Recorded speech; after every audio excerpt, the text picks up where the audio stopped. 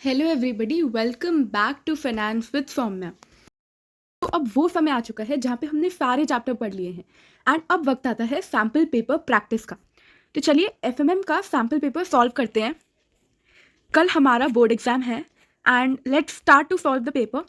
पहले हम ये वाला पार्ट सॉल्व करेंगे जो एम्प्लॉयबिलिटी स्किल्स आती है 10 मार्क की। विच of the following is not a stage of active listening. तो एक्टिव लिसनिंग में आपका रिसीविंग आता है, गिविंग फीडबैक आता है, अंडरस्टैंडिंग, रिस्पॉन्डिंग आता है। यहाँ पर नॉन रिस्पॉन्डिंग गलत लिखा है। नॉन रिस्पॉन्डिंग हमारा एक्टिव लिसनिंग का स्टेज नहीं होता। Now it arises because of incentive और एक्सटर्नल रिवॉर्ड। तो ऐसी मोटिवेशन जो बाहर के फैक्टर्स से आती है वो हमारी एक्सट्रिंसिक मोटिवेशन होती है। Next question, what is incorrect in smart गोल। तो स्मार्ट एक एक्रोनियम होता है जिससे हम गोल सेटिंग कर सकते हैं, जिसमें S इज स्पेसिफिक, M से मेजरेबल, A से एक्शन ओरिएंटेड, R से रियलिस्टिक एंड T से टाइमली। तो रीडेबल टाइम इसका करेक्ट आंसर है क्योंकि रीडेबल टाइम स्मार्ट गोल में नहीं आता। गाइस, आप लोग पहले अपने मन में आंसर सोच लीजिए एंड उसके बाद कंफर्म करिए वेदर यू आर करेक्ट और नॉट। और at the end of the paper आप कमेंट करके बताना कि आपके कितने आंसर्स करेक्ट हुए थे। In the spreadsheet you can see a worksheet with cells placed in dash but not dash. तो इसका आंसर होगा D, cells placed in rows but not column horizontal.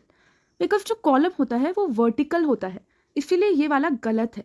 Sales placed in rows but not column horizontal, ये सही है row column, ये सही है column row, ये भी सही है, रो हॉरिजॉन्टल होती है कॉलम वर्टिकल। बट जो लास्ट वाला ऑप्शन है वो इनकरेक्ट है।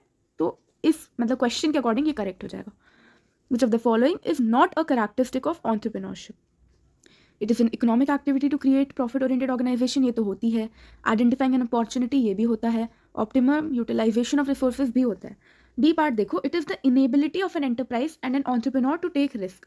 तो ये हमारा आंसर हो जाएगा क्योंकि एंटरप्रेन्योरशिप की कैरेक्टरिस्टिक में रिस्क टेकिंग होता है, इनेबिलिटी टू टेक रिस्क नहीं होता। ये तो उल्टी बात हो गई। Dash is defined as one that helps bring about and maintain transition to environmentally sustainable forms of production and consumption. तो ऐसी जॉब जो इन्वायरमेंटली सस्टेनेबल प्रोडक्शन और कंजम्पशन करवाए वो होती है ग्रीन जॉब। एमसीक्यूज हो गए। आपके पास एग्जाम में ऑप्शन आता है out of the given 6 question आपको कोई भी 4 करने होते हैं, तो जो आपको अच्छे से आते हों वो 4 क्वेश्चन आप कर लेना। अब answer any given 5 out of the 7 question. पहला है व्हाट इज प्राइमरी मार्केट। तो primary market is the market when the securities where in the securities are directly issued to the public by the issuer in which the company is directly involve. इसमें new issue of securities होता है। उसके बाद security market की 3 category of participant होते हैं, investor, issuer and इंटरमिशियरीज। Next है what is meant bye डीम्यूचुअलाइजेशन। तो डीम्यूचुअलाइजेशन एक स्ट्रक्चर होता है स्टॉक एक्सचेंज का जिसमें ownership, management and the trading rights are segregated from one another. This category of membership entails a member to clear and settle trades of such members who choose to clear and settle their trades through this member. यानी ऐसी membership category जिसमें आप दूसरों के trades को settle कर रहे हो वो होता है प्रोफेशनल क्लियरिंग मेंबर। लोग अपने ट्रेड्स प्रोफेशनल क्लियरिंग मेंबर के थ्रू सेटल करवाते हैं। Failure to submit audited accounts is which type of conduct. तो failure to submit audited accounts एक बहुत बड़ी चीज़ होती है, सो ये मिसकंडक्ट के अंदर आता है। मिसकंडक्ट के अंदर आपका फ्रॉडुलेंट, पेनल्टी नहीं पे करी, ये सब भी आता है। Members should have a prudent system of risk management to protect themselves from client default. Dash is an important element of such a system. तो देखो NSCCL नहीं होगा, कैपिटल नहीं होगा, UCC नहीं होगा, मार्जिन्स होगा करेक्ट आंसर, क्योंकि जो रिस्क मैनेजमेंट सिस्टम होता है उसका एक बहुत इंपॉर्टेंट एलिमेंट मार्जिन होता है। And there are several kinds of margins like value at risk margin, mark to market margin etcetera. Now, dash is a confirmation of trades done on a particular day for and on behalf of a client. तो confirmation of trades क्या होता है? Contract note होता है। Guys, comments में answer करते रहिए and make sure आप पहले आंसर करें, मैं बाद में आंसर बोलूँ। Dash are the users at the lowest level of the hierarchy. तो जो हमारी ट्रेडिंग मेंबर सिस्टम्स की हायरार्की होती है, यूजर हायरार्की, उसमें सबसे लोएस्ट लेवल पे कौन होता है? डीलर। सबसे ऊपर कौन होता है? Corporate manager. उसके बाद ब्रांच मैनेजर, उसके बाद ब्रांच मैनेजर के अंदर डीलर्स होते हैं। विच of the following is not an activity of normal market open face. तो नॉर्मल मार्केट ओपन फेस में हम इनमें से क्या नहीं कर सकते? ऑर्डर एंट्री तो कर सकते हैं, मॉडिफाई भी कर सकते हैं, कैंसिल भी कर सकते हैं। ऑर्डर ऑक्शन हम नॉर्मल मार्केट में नहीं करते हैं। What is meant by SURCON. इसमें आप सबसे पहले लिखेंगे कि SURCON stands for surveillance and control period. It is that period after market close during which the users only have inquiry access. Now this question, an indicator for corporate actions for a security is another feature in MarketWatch. What does C plus indicate here? So C plus होता है in case of more than one of CD, CR, CB, CI. ये मैंने chapter 2 में बहुत अच्छे से explain भी करा था. बाकी ऑप्शंस फालतू हैं, more than 2, more than 3, less than 2. तो हमारा फर्स्ट ऑप्शन करेक्ट है. Moving forward, the activity log AL shows all the activities that have been performed on any order belonging to that user. Which of the following is not a feature of activity log? तो activity log chronological order में देता है, correct है. मैंने आपको chapter 2 की video में explain करा था कि आपका मैसेज विंडो हो गया, आपका आउटस्टैंडिंग ऑर्डर हो गया, ऑर्डर स्टेटस हो गया और एक्टिविटी लॉग हो गया. सब कुछ क्रोनोलॉजिकल सीक्वेंस में इंफॉर्मेशन देता है. सिर्फ एक प्रीवियस ट्रेड ऐसा है जो रिवर्स क्रोनोलॉजिकल ऑर्डर में इंफॉर्मेशन देता है. तो पहला स्टेटमेंट तो है. फिर activity consist only of orders entered by the requesting trading member, ये भी करेक्ट है. और इंक्वायरी ऑप्शन अवेलेबल नहीं होता है. अब लास्ट ऑप्शन देखो, user can modify orders from the outstanding order screen. ये स्टेटमेंट तो करेक्ट है बट ये एक्टिविटी लॉग की फीचर नहीं है, तो ये हमारा आंसर हो जाएगा. What is trigger price? तो ट्रिगर प्राइस वो होता है, ट्रिगर प्राइस और threshold price is the price at which, like reaching which the stop loss order gets executed. Moving forward, exchanges internationally are introducing co-location services to support high frequency trading using. जल्दी बताओ, I don't think so ज़्यादा लोगों को इसका answer पता होगा. So important mark कर लेना इस क्वेश्चन को. Should I tell the answer? Co-location services exchanges किन दो चीज़ों को यूज़ करके देते हैं? पहला है एल्गोरिथम ट्रेडिंग, दूसरा है DMA, डायरेक्ट मार्केट एक्सेस. ये आपका चैप्टर नंबर 2 में लास्ट टॉपिक है कोलोकेशन, उसके अंदर आपको ये मिलेगा. Next, answer any 5 out of the given 6 questions. हम तो सारे ही करेंगे. What is meant bye securities पे इन? तो देखो, पे इन डे क्या होता है?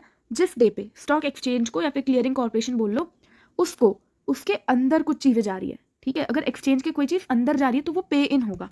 अब सिक्योरिटीज पे इन का मतलब क्या हुआ कि एक्सचेंज के अंदर सिक्योरिटीज जा रही हैं. तो डिफाइन आप खुद कर देना. The day on which the stock exchange receives the securities by the seller is known as pay-in day. Securities pay-in day. Role of several entities involved in the process of clearing and settling trades executed on exchange except. देखो, clearing corporation होती है, member होता है, bank होता है. Clearing regulator कुछ भी नहीं होता, तो इसका आंसर क्लियरिंग रेगुलेटर होगा.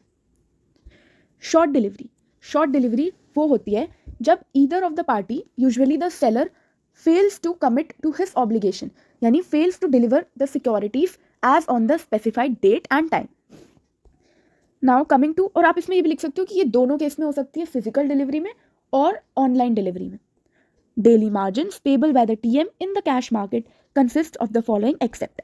तो वैल्यू एट रिस्क मार्जिन होता है जो सिंगल नंबर होता है जो रिस्क बताता है, मार्क टू मार्केट भी होता है और एक्सट्रीम लॉस मार्जिन भी होता है. रिप्लेसमेंट कॉस्ट मार्जिन कुछ नहीं होता, तो the correct answer will B D.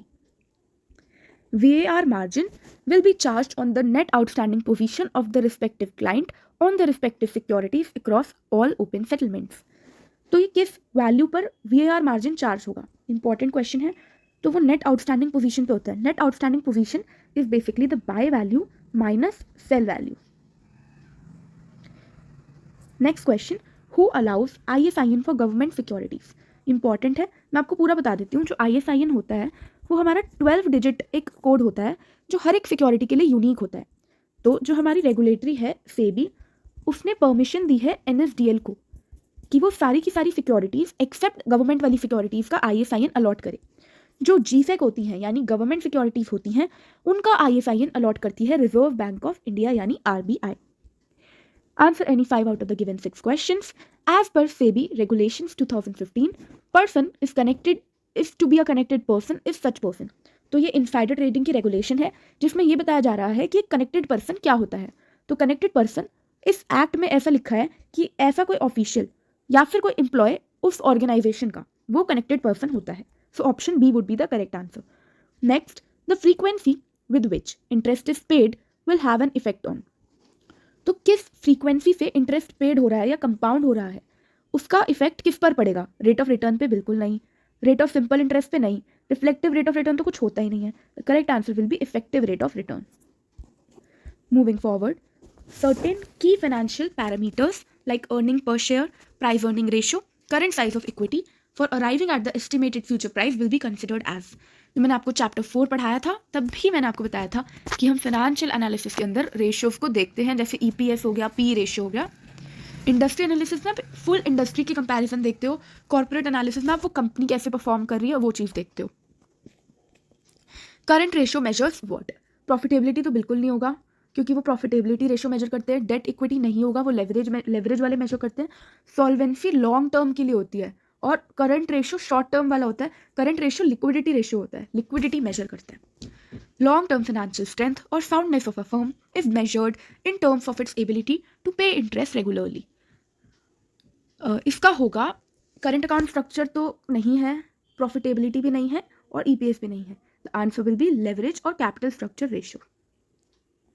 Next, dash measures the profit available to equity shareholders per share, that is amount they can get on every share. So जो per share earning बताता है equity shareholders की, मैंने answer ही बोल दिया, वो होता है earning per share which is calculated as EBIT, EAT, earning after tax divided by number of shares.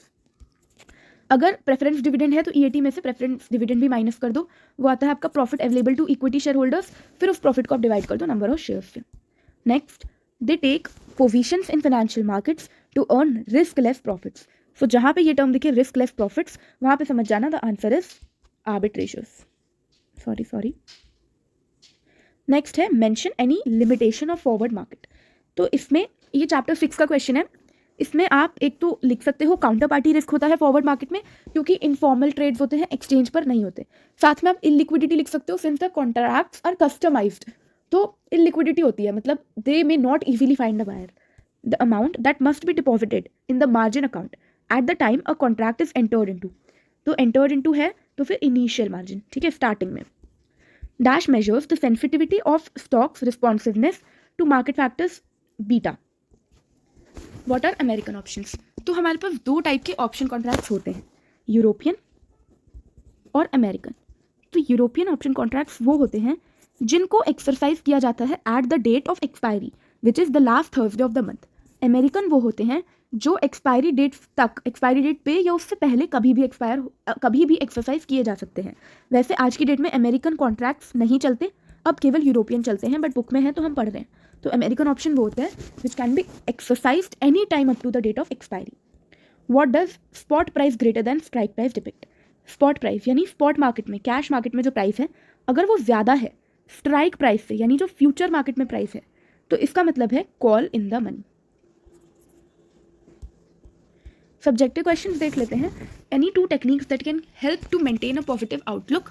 तो इसमें आपका आ जाएगा healthy diet, organise academic life, फिर yoga and meditation, talk to family and friends. Moving forward, there are 5 parameters that describe an individuals personality.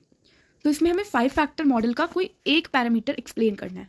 तो इसमें आप कोई सा भी एक कर सकते हो, एग्रीएबलनेस, न्यूरोटिसिज्म, इनमें से कॉन्शियसनेस कर सकते हो, या आप एक्सप्लेन कर सकते हो. फिर right the procedure of inserting clip art and images.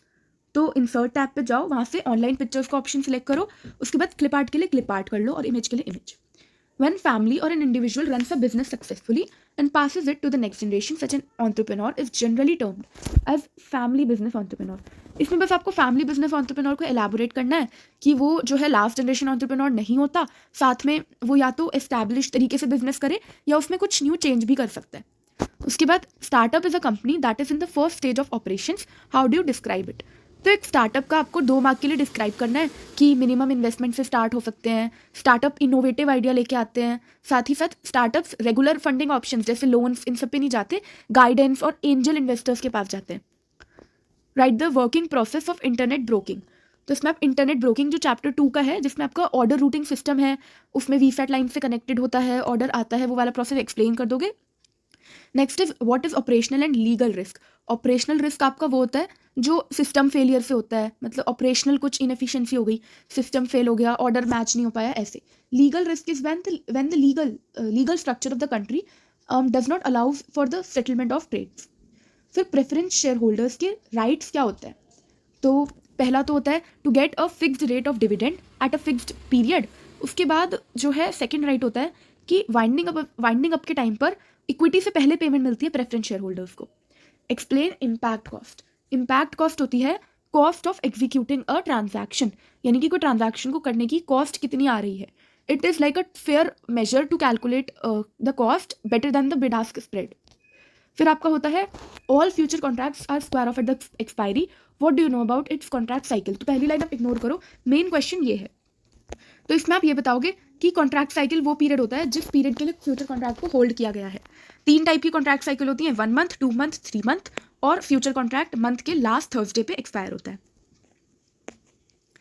Explain the conditions under which relevant authority may be required to suspend its business. तो इसके अंदर 3 होते हैं, एक अनसेटिस्फैक्ट्री फाइनेंशियल कंडीशन होता है, एक अनवारंटेबल बिजनेस होता है, और एक और वो होता है अनवारंटेबल बिजनेस, पुअर फाइनेंशियल कंडीशन, और एक और होता है मतलब इलीगल वाला बिजनेस की मतलब मार्केट को मैनिपुलेट कर रहे हो। इसका एग्जैक्ट टर्म मेरे को याद नहीं आ रहा, मैं बता दूंगी कमेंट में। Right and brief about regular lot matching. तो इसमें आपको चैप्टर 2 में मैंने पूरा पढ़ाया रेगुलर लॉट मैचिंग के बारे में। 3 मार्क्स तक ब्रीफ में लिख देना है कि किस तरीके से जो रेगुलर लॉट ऑर्डर्स होते हैं वो मैच होते हैं। Trading members are required to provide liquid assets which adequately cover margin and minimum capital requirements. Describe its liquid asset requirement. तो इसमें ना आप वो लिखोगे कि लिक्विड एसेट में आपका कैश कंपोनेंट आता है, लिक्विड एसेट में लाइक आप वो दे सकते हो, इक्विटी शेयर्स दे सकते हो, जो ग्रुप 1 में आते हैं वो, म्यूचुअल फंड यूनिट्स दे सकते हो, ठीक है। इसके साथ साथ आप इसमें ये एडिशनल भी बता सकते हो कि 2 टाइप के जो है रिक्वायरमेंट होते हैं, IFSD होती है, CSD होती है, वो भी आप बता सकते हो। Explain the various categories of membership. इसमें 4 टाइप की कैटेगरीज होती हैं, मैंने पूरा बता रखा है। ट्रेडिंग मेंबर, फिर ट्रेडिंग कम सेल्फ क्लियरिंग मेंबर, फिर ट्रेडिंग कम क्लियरिंग मेंबर, और प्रोफेशनल क्लियरिंग मेंबर। नेक्स्ट आते हैं various advantages of screen based trading system. Chapter 2 की वीडियो देखना, मैंने बहुत अच्छे से एडवांटेजेस बता रखे हैं इसके, कि ग्लोबल एक्सेस होता है, अनोनिमिटी बनी रहती है क्योंकि आइडेंटिटी रिवील नहीं होती, साथ में एफिशिएंसी बढ़ती है, ठीक है। जोग्राफिकल लोकेशन के बावजूद भी दूर दूर से लोग आपस में ट्रेड कर सकते हैं, तो लिक्विडिटी बढ़ती है, प्राइस सेंसिटिव इन्फॉर्मेशन अच्छे से रहती है, ये सब। VAR is a single number which encapsulates whole information about the risk. Computation of VAR margin requires 4 definitions. इसमें आपको 4 VAR वाली definition explain करनी है। Security, Sigma, Security VAR, Index Sigma और Index VAR। तो आपका Security Sigma volatility बताता है एक सिक्योरिटी की, ये सब बुक में है। नेक्स्ट आते हैं besides serving as a barometer of the economy market, index also has other applications. How does an index derivative earn popularity? इसमें आप इंडेक्स डेरिवेटिव के फायदे लिख देना। तो ये भी मैंने आप लोग को पढ़ा रखा है, चैप्टर नंबर 5 का लास्ट का टॉपिक है ये। तो इंडेक्स डेरिवेटिव में आप ये लिखोगे कि मतलब इंडेक्स के लिए हेजिंग आसान कर देता है इंडेक्स डेरिवेटिव, रिस्क कम कर देता है, साथ ही इंडेक्स मैनिपुलेट करना जो है कम आसान होता है, इंडेक्स को इजीली मैनिपुलेट नहीं किया जा सकता। उसके बाद lower margin requirement, lower capital adequacy, ये सारे पॉइंट्स आप इसमें लिख दोगे। फिर ये there are times when you think market is going to rise, however market does not rise. अब मतलब आपको तो लग रहा है कि मार्केट राइज करेगी, बट मार्केट नहीं राइज करती, फॉल कर देती है। अब इस केस में आपको अपना जो लॉस है वो मिनिमाइज करना है। इस केस में आप स्प्रेड बनाओगे, बुल स्प्रेड। तो आप इस केस में वो एक्सप्लेन कर दोगे कि मतलब आप एक कॉल ऑप्शन खरीदोगे और एक पुट ऑप्शन खरीदोगे। इससे क्या होगा, आप वो डायग्राम वाला, मैं आपको इसका आंसर दे दूंगी ढंग से। इस तरीके से आपका एक ऐसे जाएगा, एक ऐसे जाएगा। आप एक बाय करोगे और एक सेल करोगे, वो वाला आप बुल स्प्रेड इसमें एक्सप्लेन कर दोगे डायग्राम के साथ। विद दिस हमारा सैम्पल पेपर कंप्लीट हो गया है, एंड आई होप आप सबकी प्रिपरेशन बहुत अच्छी हो पेपर के लिए। कोई भी डाउट है you can ask in the comment section. Bye bye.